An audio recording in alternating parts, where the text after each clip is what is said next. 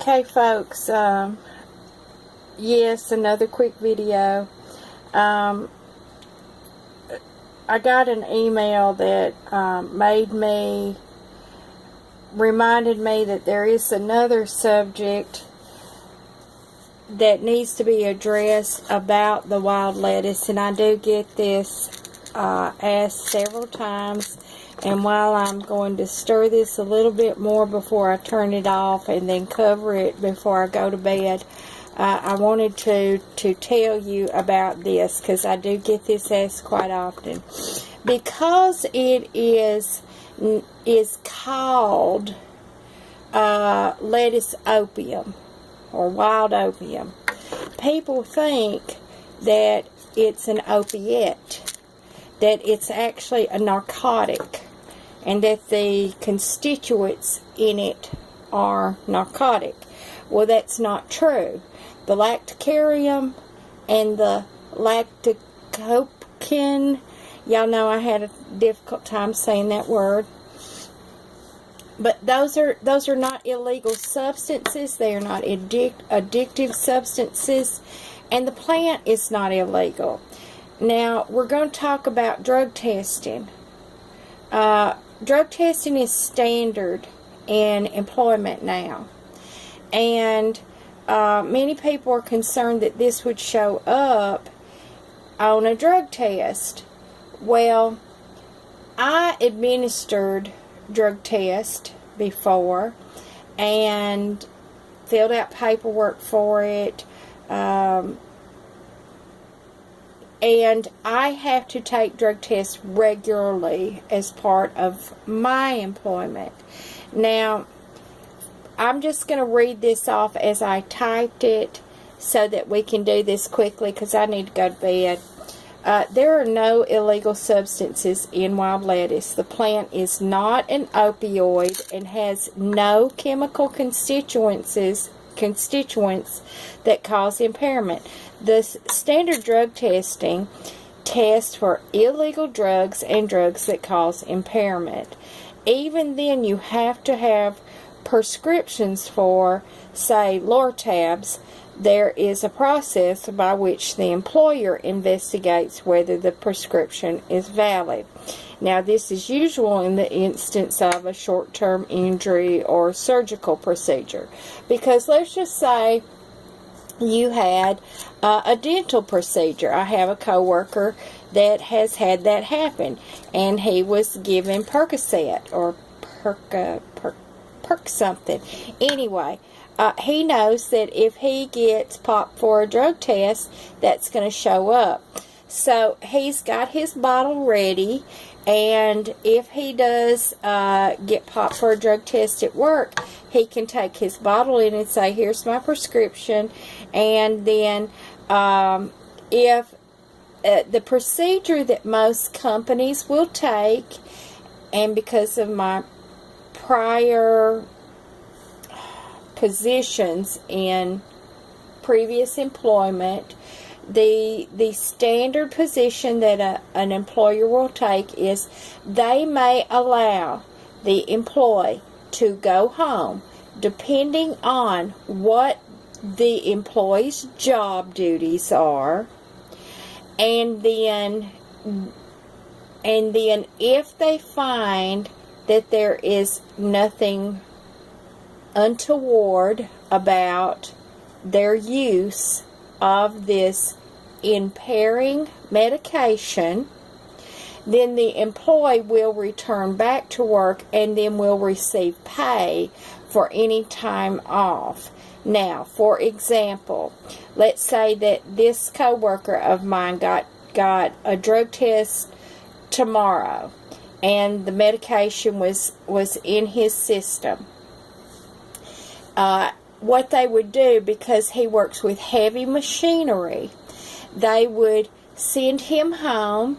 They would call to verify with his doctor that this medication has been prescribed for a specific amount of time on the specific dosage, and then they would have him return back to work to resume his duties.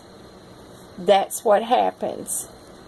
Now, contrary-wise, if an employee showed up a substance, let's say like Lortabs, and they did not have a prescription, then that person would be dismissed from the job because they are taking an illegal substance. You know, they do not have a legal prescription. Now, that also varies depending upon the employer and upon their company policies. So, I wanted to cover that little bit, and then let me finish reading. Okay, opium-based plants do show up on drug screens, such as poppy seed. As little as 2 poppy seed donuts can show up on a drug screen. So, that is something as well. Poppy seed, I actually had some blue poppy seed that I was actually going to try medicinally because it has some a variety of medicinal benefits, until I found out that it shows up as an opium-based chemical on a drug screen. So I couldn't use it. So that's something to be aware of as well. And then, let's see, I've been asked many times about this, and like I said, in my previous employment, I had a lot of experience with the drug testing. So I wanted to assure y'all that since I have been using this plant since 2017, I have had several drug tests and have passed every one of them, because this plant is not illegal. There are no chemicals in this plant that are illegal. There is nothing to be concerned about at all with this plant as far as drug testing or legality. This is one of those things where slang terminology of plants can cause confusion. Common vernacular nicknames of plants. Those things can cause a lot of confusion. As I've been researching this plant, that has been one of those things. That's why I'm being more specific in just calling this broad family of plants Lactuca. I know that much. I know there's a non-prickly variety and a prickly variety. I actually have those. I've got to get the chemical analysis to see which plants I do have, but all of the plants are medicinal in the same ways and can be used interchangeably. But I just thought about those things real quick and wanted to bring those to you based on a wonderful email I got. So rest assured that this is not something you need to worry about. Now, I also received an email about, and I get a lot of comments about kratom, Kratom. I don't know if I'm pronouncing that right. And I'm going to touch on this very quickly, and I'll have a longer video about it later, and I've kind of touched on this many times.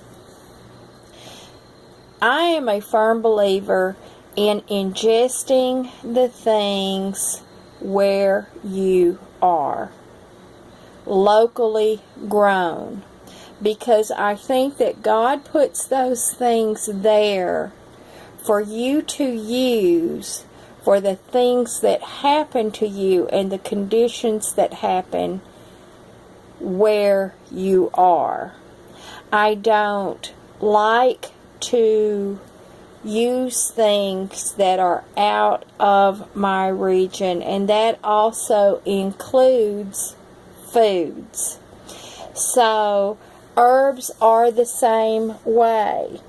Kratom is not native to our area, and it has been brought in.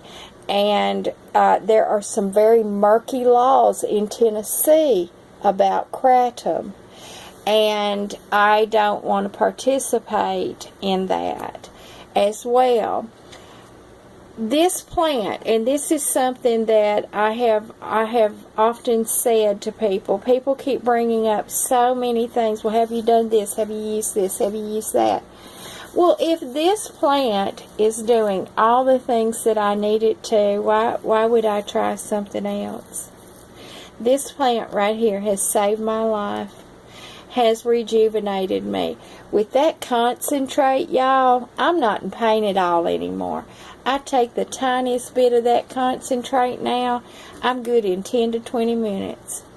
This plant is a lifesaver, takes my pain away, has helped me with my asthma, my breathing, my respiratory, migraines, menstrual issues. This plant. So why do I need anything else? It is local. It is a weed. It is an invasive weed that you can look around anywhere in the cracks and crevices of sidewalks, at the end of a street, growing next to a stop sign, behind buildings, at the end of parking lots, behind banks, on the side of baseball fields. You know, these are things that even in the city, this plant is everywhere. And so, why do I need anything else? And this is why I want to encourage you all to use this plant. Whichever variety you have where you are. And if you don't have it and you don't feel confident to identify it and grow it, that's why I'm here. That's my purpose, and that's what I'm going to do. And you can. And listen, I'm not the only one. This is, if you go to Etsy, Etsy has been the one that I have seen. People are out there. They have the leaves, they have the tinctures, they have the resins, they have the whole thing. And these are people doing it for themselves as well. These are farm folks doing it for themselves.